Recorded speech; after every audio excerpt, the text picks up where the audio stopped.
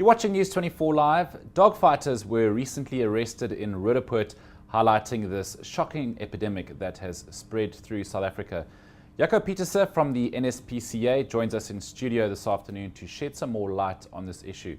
Now, we must warn you that some of the images we are including in this interview may upset sensitive viewers. Jaco, thank you very much for joining us this afternoon.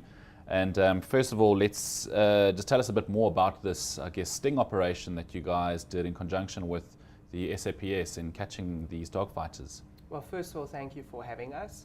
Well, basically what happened in this case, we received anonymous footage regarding dogfighting that took place.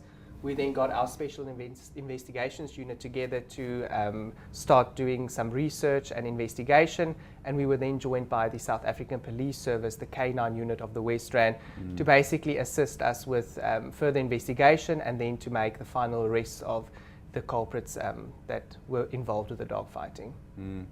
Now, obviously, other than it being very cruel, what makes dogfighting illegal? What charges can be leveled against those involved? Well, dogfighting is illegal and banned in terms of the Animals Protection Act. It's a cruel sport, it's a barbaric sport. There's a lot of other crimes connected with dogfighting, such as smuggling with drugs, other violence like abuse, murder, smuggling of illegal firearms. So there's many aspects involved making dogfighting even worse. And as I said, it's a blood sport. There's no place in modern society for that. In terms of the Animals Protection Act, if they are sentenced in a normal district magistrate's court, a person could get a fine up to 60,000 Rand or 3 years imprisonment. If the case is escalated to the regional court, the person could then get a fine up to 300,000 Rand or 15 years imprisonment. Okay.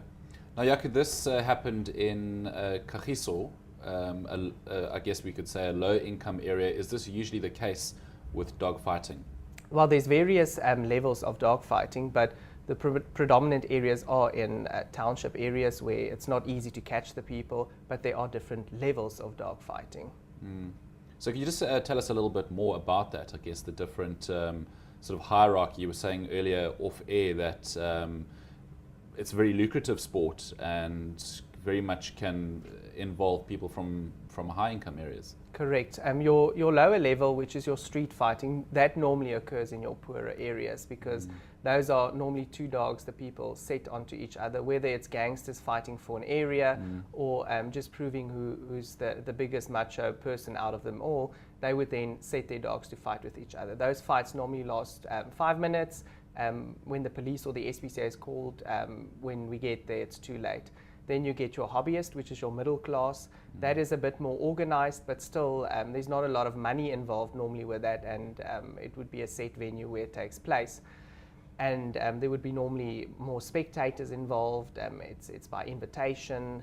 And then you get obviously your organized dogfighting, which is your higher level, which we're talking about hundreds of thousands of rands being involved with that. It's so difficult to catch them because it's done underground. It's highly organized. So that would be your 3 different levels. Now, Jaco, of course, you are concerned with the welfare of the animals. What kind of condition have you found these dogs in when you do sort of stop these fights and catch the offenders? And is there a particular breed of dog which is normally used? Well, your pit bull type dogs are used.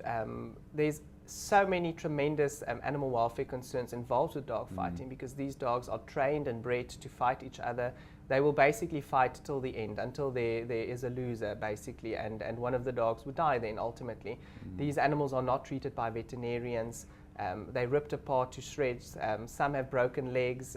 Some can't walk even anymore, but they continue fighting, even if it means they have to drag their bodies to continue fighting, because that is how they've been trained. It is a horrendous sport. It's terrible, and no animal should endure such suffering. And I mean, in between fights, are they at least looked after well in between fights? Well, these dogs are not looked after well because ultimately if they're exposed to such cruelty, the person is just barbaric and they don't care about animals.